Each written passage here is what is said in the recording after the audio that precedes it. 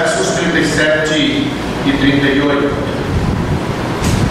E depois disto, Jesus andava pela Galileia, já não queria andar pela Judéia, pois os judeus procuravam matá-lo.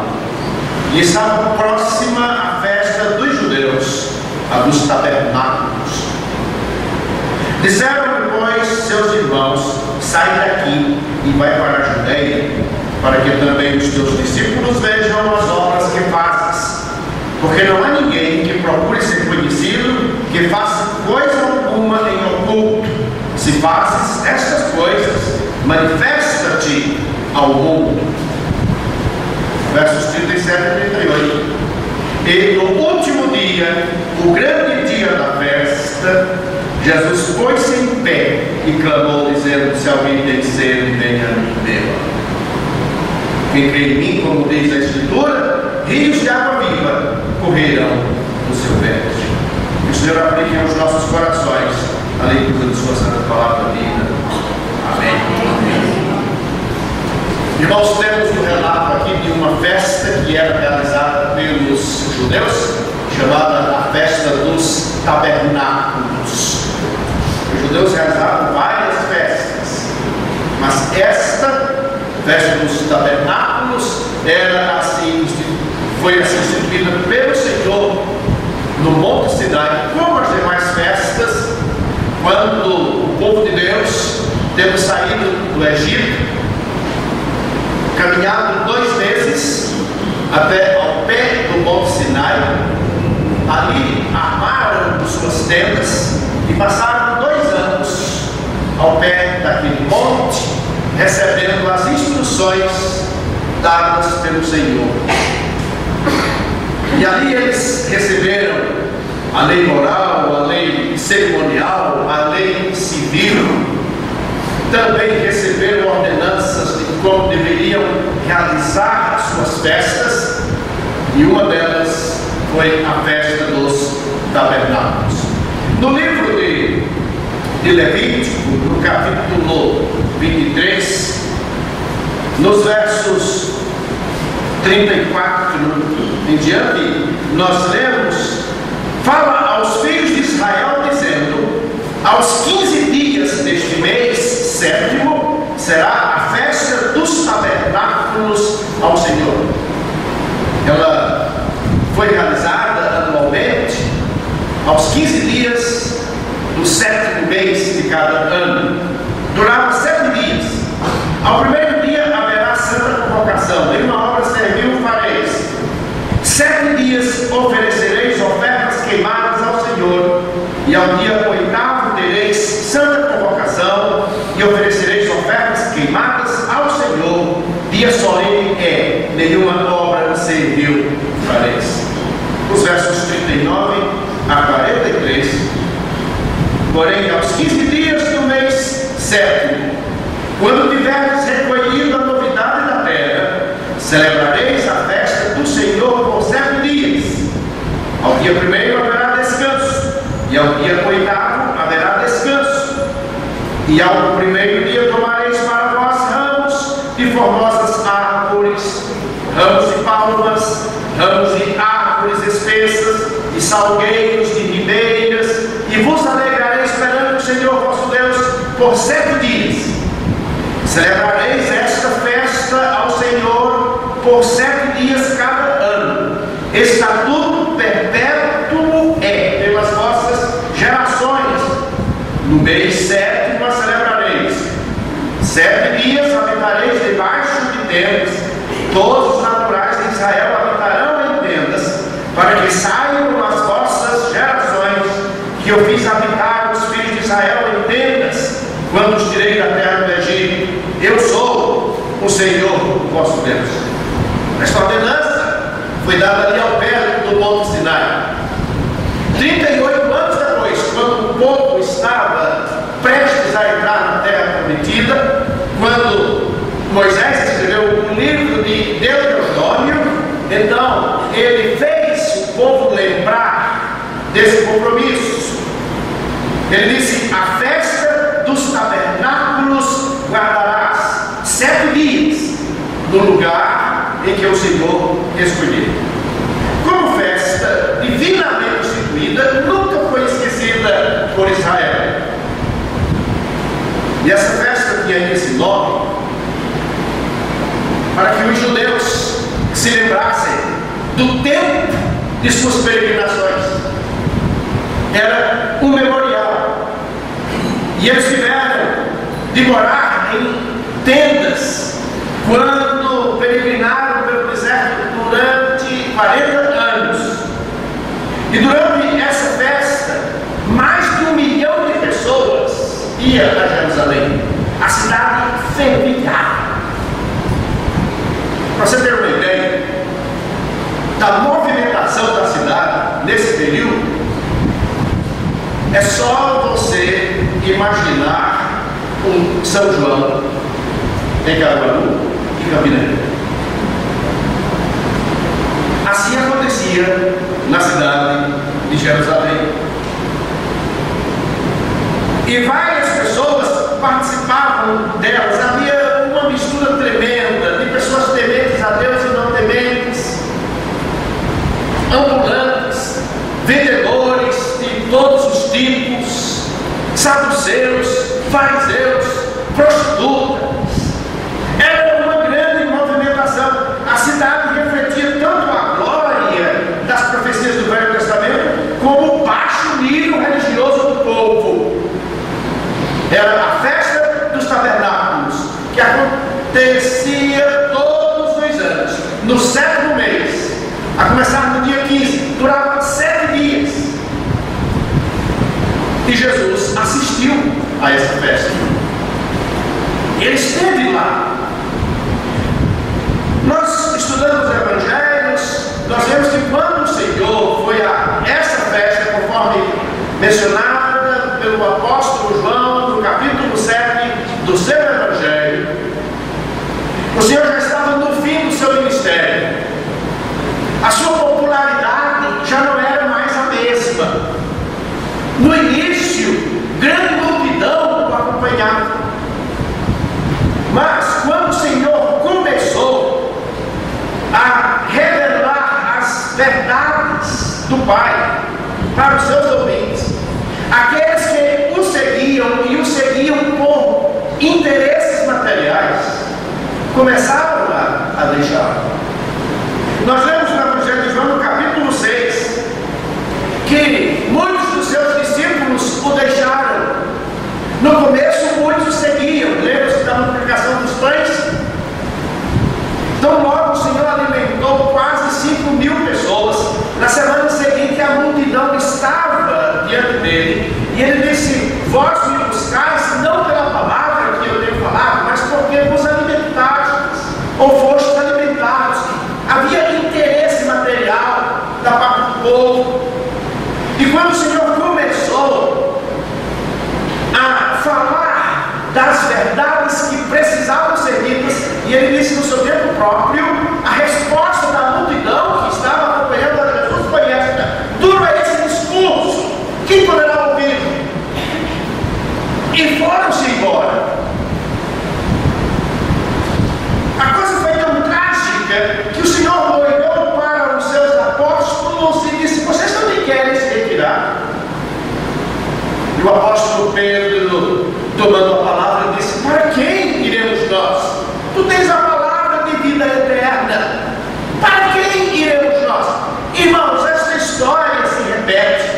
As igrejas hoje que estão pregando um evangelho sociável, um evangelho de cura, um evangelho de solução dos problemas, seja ele qual for, são igrejas que estão cada vez mais lotadas. As igrejas que primam pela pregação da palavra escorreita, como foi pregada pelo Senhor Jesus Cristo. Você conta vagas, lacunas dos bancos. Pão em si é que o povo quer. E Roma, sabendo disto, os governadores de Roma, sabendo disto, deram pão em circo para o povo. E muitas igrejas hoje ditas evangélicas estão dando pão em circo para o povo, porque em algumas igrejas o que acontece é uma verdadeira palhaçada.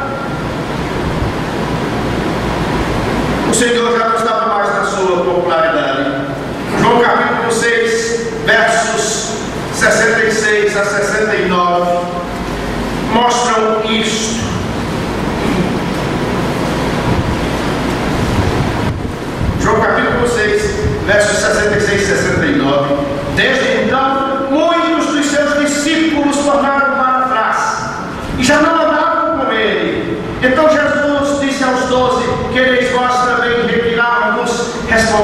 Simão Pedro, Senhor, para que iremos nós? Tu tens as palavras da vida eterna, e nós temos crido e conhecido que Tu és o Cristo, o Filho de Deus. Os evangelhos dizem que nem mesmo os irmãos de Jesus criam nele.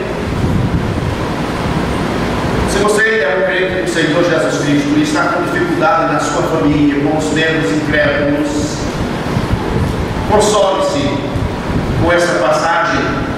Nem mesmo os irmãos do Senhor Jesus criam nele. No versículo 37 nos diz que no último dia, o grande dia da festa, Jesus pôs-se em pé e clamou dizendo: se alguém tem sede, venha a mim e beba. Ele disse isso no último dia. Quantos dias durava a festa? 7 dias. Ele esteve lá. Ele presenciou toda a movimentação.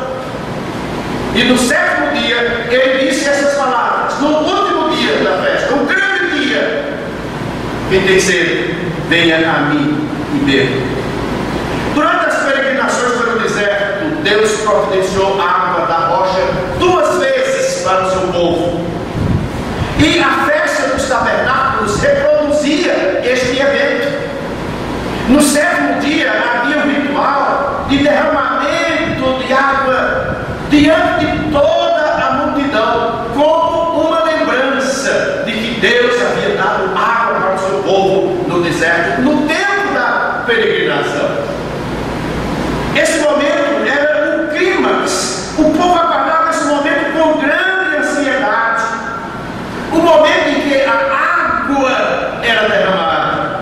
E foi justamente neste ponto do festival que Jesus se pôs de pé. Ele procurou um lugar mais elevado do templo, subiu e falou para a grande multidão, dizendo: se alguém tem sede, venha a mim e beba. Ele apresentou o convite mais ousado de todo o seu ministério. Ele apresentou: aquele que crê em mim, como diz as Escrituras, rios de água viva fluirão do seu ventre. Aquele que tem sede, venha a mim. Irmãos, a palavra sede, ela conota um desejo ardente. Você já ouviu a expressão sede de conhecimento? Sede de viver? O que é sede de conhecimento? Um desejo ardente pelo conhecimento, pela sabedoria. O que é sede de viver? Um desejo ardente para continuar vivendo. Há muitos pacientes desenganados pelos médicos que estão lutando para continuar vivendo. E testemunhos acerca desses são ouvidos. Ele está ansiando por viver, ele está lutando, ele quer viver, ele tem sede de viver. Porque água é vida. Água é vida. Um índio americano do deserto do oeste da América foi convidado para visitar Nova York. E ele ficou admirado com tudo o que viu. E perguntaram-lhe o que mais o impressionou, ou sobre o que mais o impressionou. Ele dirigiu-se a uma torneira, abriu-a e disse: água, água, no momento que a gente quer.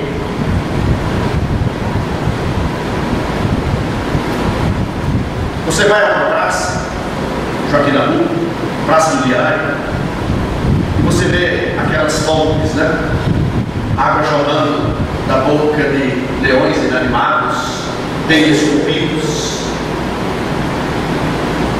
Vocês sabem quando surgiu a ideia de se construir fontes nas praças que jorrassem água? Quando os sarracenos entraram na Espanha e viram ali grande abundância de água. Eles lembraram-se do norte da África, quando a sede era tremenda, e eles construíram aquelas fontes. E até hoje nós temos em toda a América Latina estas fontes jorrando água. Assim era na Palestina, a ligação da água com a vida estava embutida de um modo profundo na consciência coletiva da raça judaica. Quando o Senhor disse: quem tem sede, vem a mim e beba, Ele estava falando exatamente de uma necessidade premente do povo. Nós, da cidade, não entendemos muito bem essa palavra, porque nós abrimos a torneira e temos água. E quando falta, nós ligamos para a Copesa. E se não tem água na torneira, a Copesa manda um caminhão, pipa e abastece seus tanques.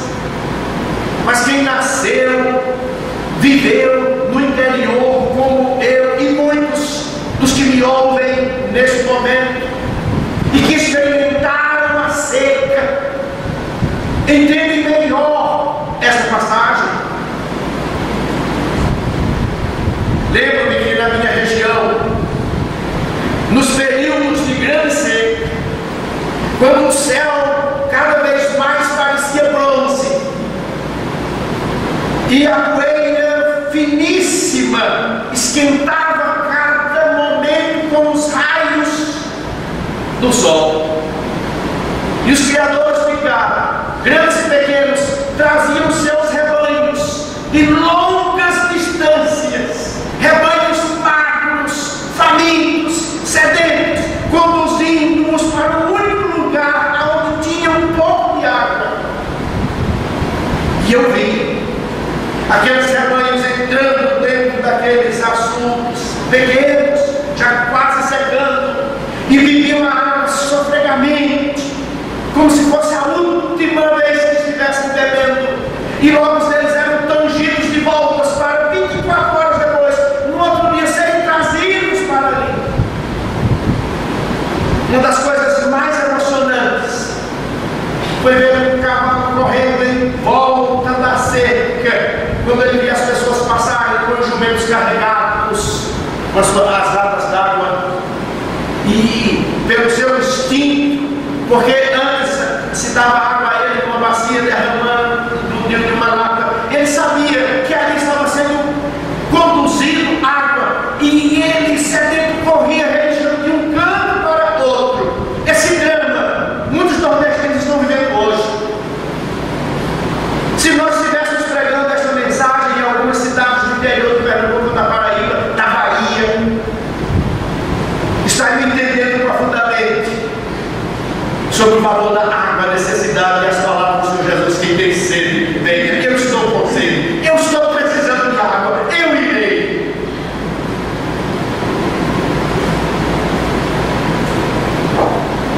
Os patriarcas Abraão, Isaac e Jacó sofreram por falta d'água. Eles tiveram que se mudar várias vezes com seus rebanhos à procura dela. Isaac cavou os poços que foram cavados por Abraão, seu pai, em busca de água. No Velho Testamento nós lemos que o rei Ezequias fez uma grande obra, um túnel para fornecer água à cidade de Jerusalém. E em seus salmos, Davi usa a imagem da sede para representar uma busca total, ardente, em contraste com aquela busca feita sem entusiasmo. Quero ler alguns salmos. Salmo 42, versos 1 e 2. O segundo cântico que o Ministério Adorar entoou fala deste salmo. Como o servo é um tipo de veado,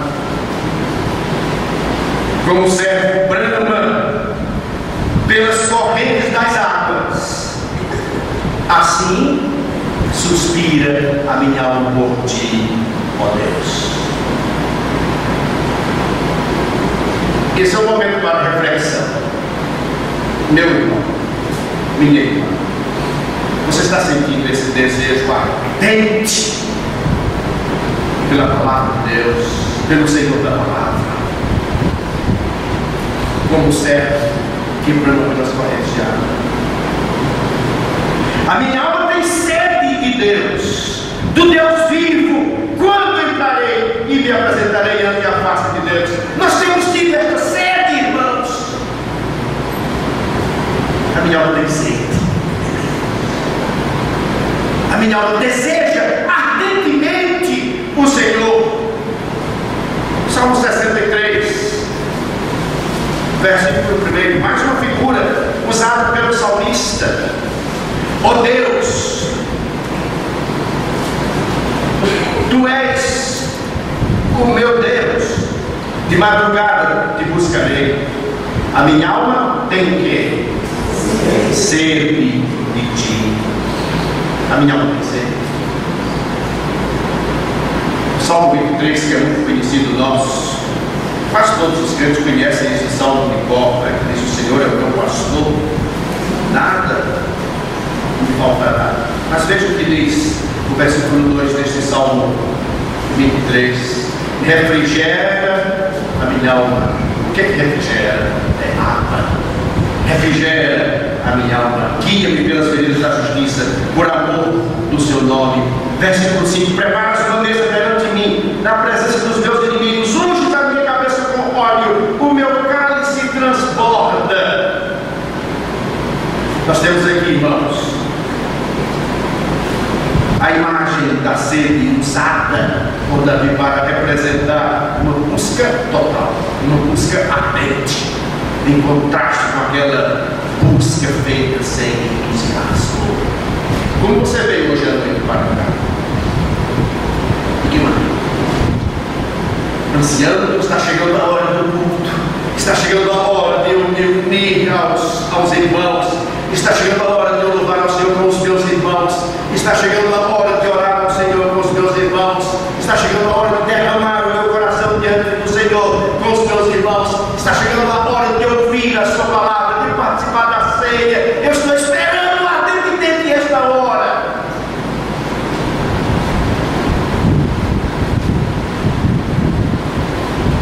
Quando Jesus disse: quem tiver sede, venha a mim e beba, Ele estava chamando as pessoas para darem um sentido à sua vida. Quando alguém diz: eu encontrei o sentido da vida, o que ele quer dizer com isso? Eu encontrei o sentido da vida. O que ele quer dizer com isso? Todos nós temos sonhos, fantasias, faculdade, aquele emprego, aquela chácara, aquela casa, aquele carro. Todos nós temos sonhos e fantasias e vivemos em função disto, porque achamos que isso vai preencher a nossa vida, isso vai nos satisfazer. E quantos de nós veremos que isto não preenche o coração, não dá sentido à vida? Muitos se lançam no estilo de vida de prazer enlouquecido, sabendo que tudo isso dará em nada. Os epicureus, já na época do profeta Isaías, diziam: comamos e bebamos, porque amanhã morreremos. Era um círculo vicioso. Agora, irmãos, ouçam o que nos diz o sábio Salomão no livro de Eclesiastes, no capítulo 2, versos 1 a 11, sobre os prazeres e as riquezas, coisas que não trazem a felicidade, que não preenchem o vazio da vida. Ouçam o que ele diz: disse eu no meu coração, o sábio Salomão, o homem mais sábio de toda a terra, o homem mais rico de toda a terra, o homem que provou tudo que desejou. Ele mesmo confessa: não houve uma coisa que eu desejasse e não a tivesse. Tudo. Se alguém poderia se glorificar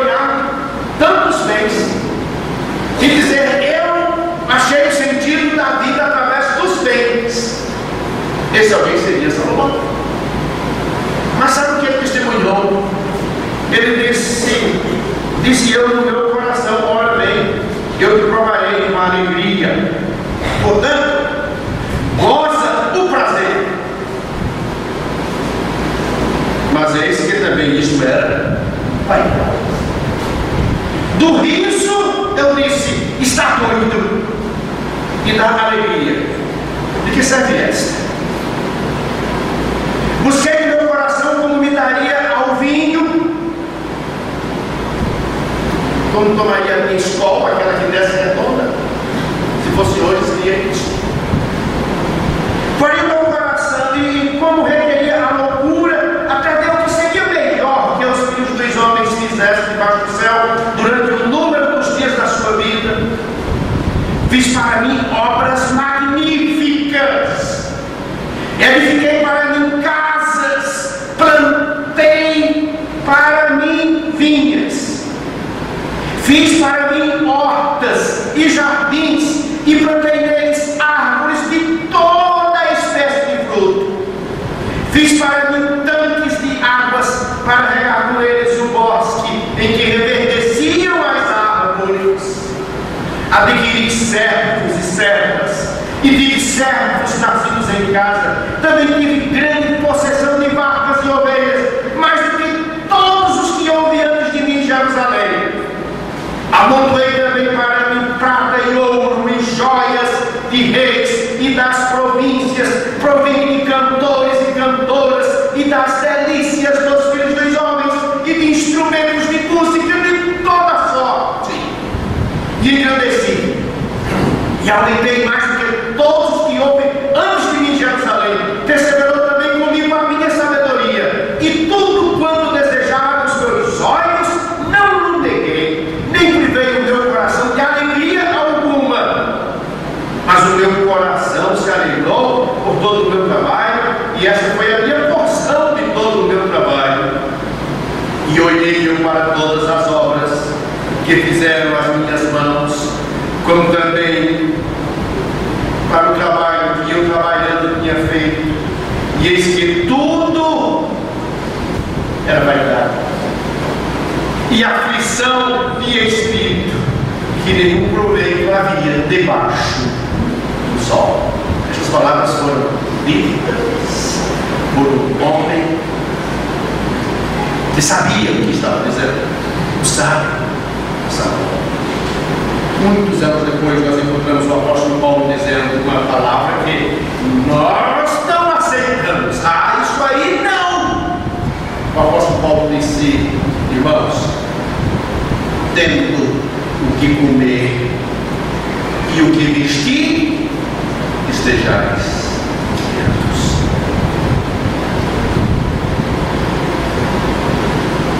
Certa vez o Senhor Jesus contou uma história. Ele disse que havia um homem muito rico e, não obstante a sua riqueza, naquele ano a sua produção foi espetacular. O seu lucro, como dizem os nossos amigos do interior. E aquele homem ficou preocupado, porque ele dizia: o que farei? Eu já tenho armazenado muitos cereais em muitos depósitos, e aí esse lucro, o que farei?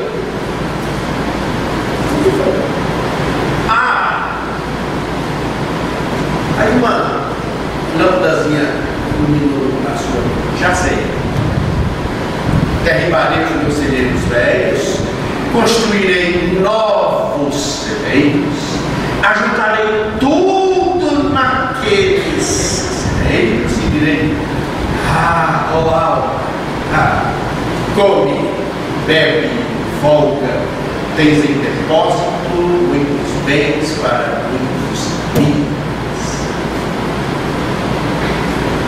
Não vou pedir para você contar, mas quem conhece o resto da história, levanta a mão para ver aqui, muitos aqui conhecem, não é? E naquela noite foi dito: louco, esta noite perderão a tua alma. Em outras palavras, esta noite tu baterás tuas botas. E o que tens preparado, para quem será? Para quem não fez nada? Para quem era o seu inimigo? Para quem falava mal dele? Para quem nem o visitava? E nós temos visto isso acontecer a cada dia. Vocês poderiam me dar exemplos disso. de grandes empresários que passavam a vida trabalhando noite e dia, toda a sua vida foi resumida no trabalho. Morreram sem usufruir de tantos bens. E aqueles que não fizeram nada acabaram com o que ele havia adquirido. A palavra de Deus tem lições maravilhosas para nós. Irmãos, apesar de todos os nossos avanços, há um vazio tremendo em nosso coração. E que adiantou tanto dinheiro esse empresário aí, dono da Quitano? Que coisa terrível, que coisa terrível. Quantos pobres que morrem de uma sepultura digna. Que coisa terrível. 6 meses que viviam em briga, em desavença, felicidade havia naquele lar? Nada, de maneira alguma. Como não existem muitos lares de pessoas ricas, também de pessoas pobres. O homem se acha solitário, não é porque ele não tenha com quem conversar, não é porque ele não tenha com quem se relacionar, ele se acha solitário porque ele quebrou essa relação dele com Deus, daquele que pode preencher o vazio da alma. E é uma espécie de isolamento terrível dentro do ser humano. Um eu isolado, que não tem encontros, que não se mistura. E quantos chegaram à conclusão de que a sua vida não deu em nada? É o que nós vemos. Sentem-se arruinados, perdidos, parecem que aquela manhã radiosa nunca chegará. Então todos os homens de todas as raças sentem isto, sentem esse vazio, buscam um sentido para a vida. Santo Agostinho disse: tu nos criaste para ti mesmo, ó Deus, e não podemos descansar enquanto não o encontrarmos em ti. O repouso, o sentido da vida está relacionado com a pessoa de Deus, com aquele que nos criou a sua imagem e semelhança. Fora dele a vida não faz sentido. Não faz sentido. Na festa dos tabernáculos, Jesus falou dentro dessa estrutura. Qual a razão do vazio do homem? A sua queda, a sua rebelião, o seu pecado contra Deus. Mas há uma solução. Jesus se pôs de pé no grande dia da festa e falou para aquela multidão sedenta. Ele está falando hoje para aquele que está sedento, para aquele que está em busca de algo para a sua vida. Quem tem sede, diz o Senhor, venha a mim e beba. Se alguém tiver sede, venha a mim e beba. Eu sou a resposta. Eu sou a água da vida. A mensagem de Jesus foi uma mensagem exclusiva. Ele ofereceu-se como o único que pode matar a sua sede, o único que pode resolver o seu problema, os seus anseios mais íntimos.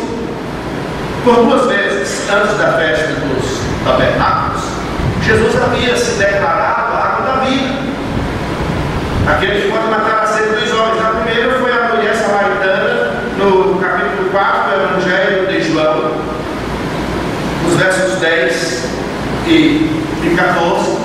Jesus respondeu e disse: se tu conheceras o dom de Deus, quem é o que te diz dá-me de beber, tu lhe pedirias e ele te daria água viva. Disse-lhe a mulher: Senhor, tu não tens com que admirar, e o poço é fundo, onde pois tens a água viva? E Jesus respondeu e disse: qualquer que beber desta água tornará a ter sede, mas aquele que beber da água que eu lhe der nunca terá sede, porque a água que eu lhe der se fará nele uma fonte d'água que salve para a vida eterna. Outra vez ele falou para uma grande multidão, capítulo 6, versículo 35, ele disse: eu sou o pão da vida, aquele que vem a mim não terá fome, quem crê em mim nunca terá sede. Nunca terá sede. A declaração de Jesus aqui na festa dos tabernáculos foi diferente, foi uma declaração oficial, foi uma proclamação da sua realeza. Aqui estava se cumprindo as palavras do profeta Isaías, quando disse em 55, capítulo 1 do seu livro: ó vós, todos os que tendes sede, vinde às águas. O grande dia da festa recordava as andanças do povo de Israel pelo deserto, que os fazia lembrar da água miraculosa dada 2 vezes de uma rocha. Então Jesus fez a declaração mais ousada de todo o seu ministério: eu sou a água verdadeira, venham a mim e bebam. E o que Jesus quis dizer quando falou em beber? Ele disse: aquele que crê em mim, como diz as Escrituras, rios de água viva fluirão do seu ventre. E Jesus aqui falava sobre fé, no versículo 39, e isso disse ele do Espírito que haviam de receber os que nele crescem, porque o Espírito Santo ainda não fora dado, pois ele Jesus não tem sido glorificado. Isso ele disse acerca do Espírito que haviam de receber, do Espírito que nós já recebemos.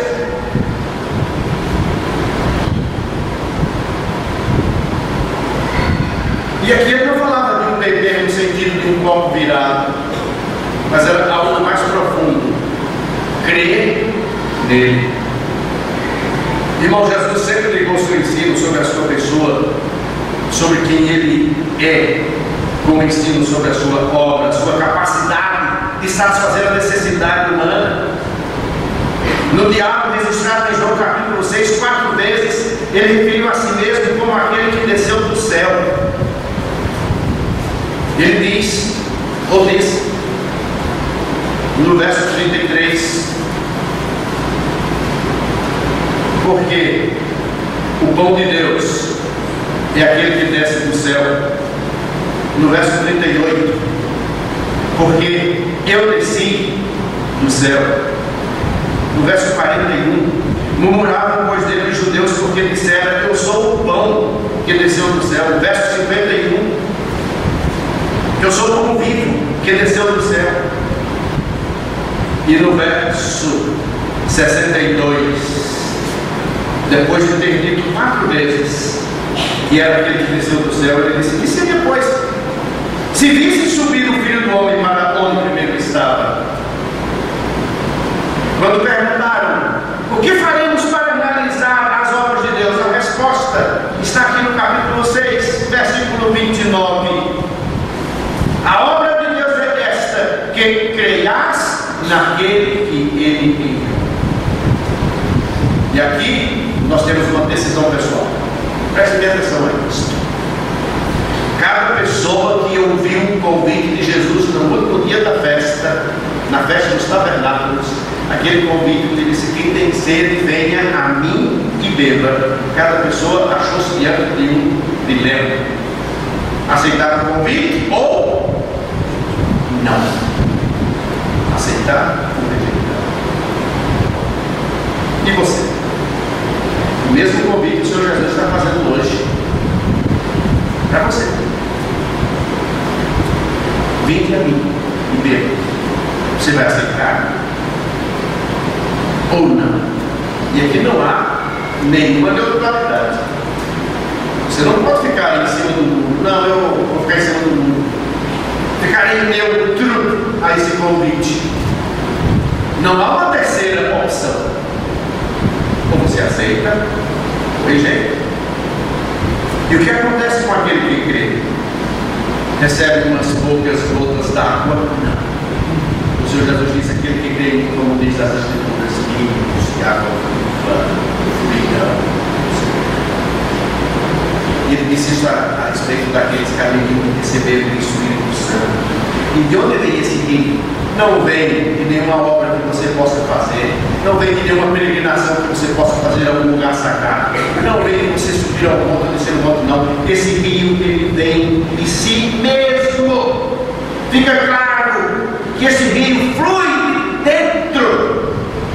Fica claro que Jesus precisa ser tocado uma vez antes que os rios possam ser dados. A rocha no deserto não podia ser ferida, devia ser tocada. Ou melhor, não podia ser ferida duas vezes, apenas uma vez. E assim o Senhor Jesus não pode ser ferido duas vezes. Ele foi ferido apenas uma vez. Ele apareceu no tempo certo, morreu uma vez por todas na cruz do Calvário, no tempo e no espaço. Quando tudo terminou, ele disse: está consumado, está consumada a obra da salvação. A morte de Jesus foi de uma vez por todas. Quando ele disse: Pai, em tuas mãos entrego o meu espírito, a obra estava completada. E desde o Pentecostes, todo indivíduo que crê em Jesus como seu Salvador tem o Espírito Santo de Cristo, tem o Espírito de Deus, tem o Espírito da verdade vivendo dentro dele. É a fonte dos rios transbordando dentro dele. Que crê em mim, como diz as Escrituras, rios de água viva fluirão do seu ventre, no jardim regado, em terra seca. Não há crise para os crentes do Senhor Jesus Cristo, porque Ele tem esse dom dele. Esse rio, irmãos, tem que fluir, tem que fluir, tem que fluir, atingindo outras pessoas, levando bênçãos a outras pessoas. Nós temos uma imagem para entendermos isso agora, a transposição do Rio São Francisco. Quantas pessoas que estão sendo agora abençoadas com esta transposição? Assim é o crente, esse rio que flui dentro de nós deve atingir aqueles que estão à nossa volta. Mas, chegando à conclusão, alguns de nós parecemos um deserto. Parecemos um deserto. Secos, apáticos, sem vida. Onde está a alegria da salvação? Onde é que está?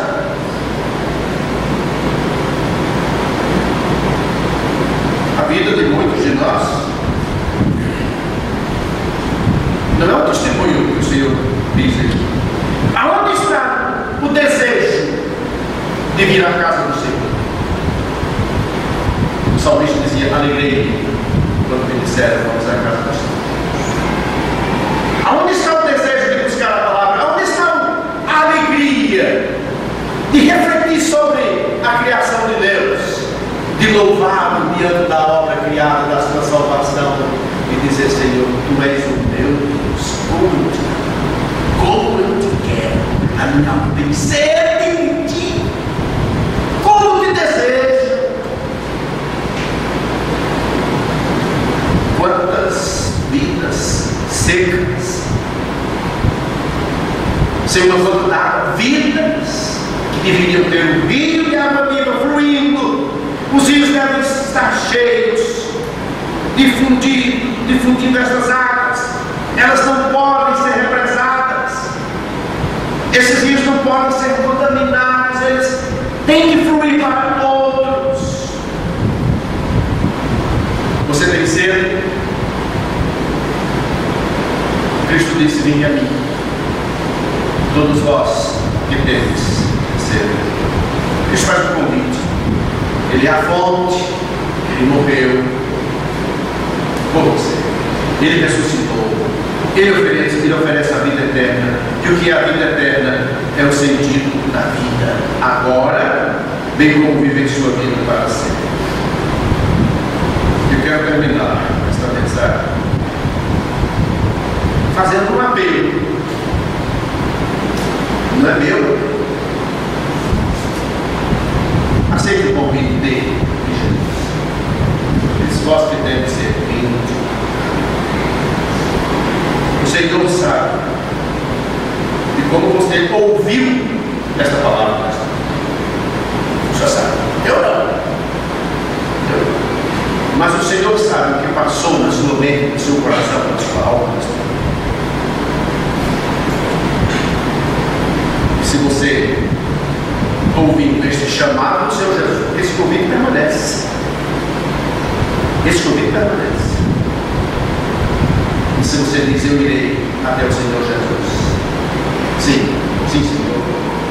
Aceitarei o convite. Minha alma está sedenta. A minha vida está no bagaço. Está no frangalho. Sim, Senhor. Eu irei. Eu irei. Sabe o que vai acontecer? E esse bebê significa crer no Senhor Jesus. Ele disse: rios de água viva fluirão do seu ventre. Quero convidar o ministério a orar para entoar aquele segundo cântico com o Zé Brano, enquanto isso vamos continuar nessa reflexão, pensando na palavra do Senhor, no convite que o Senhor fez. E depois estaremos participando da celebração da ceia do Senhor.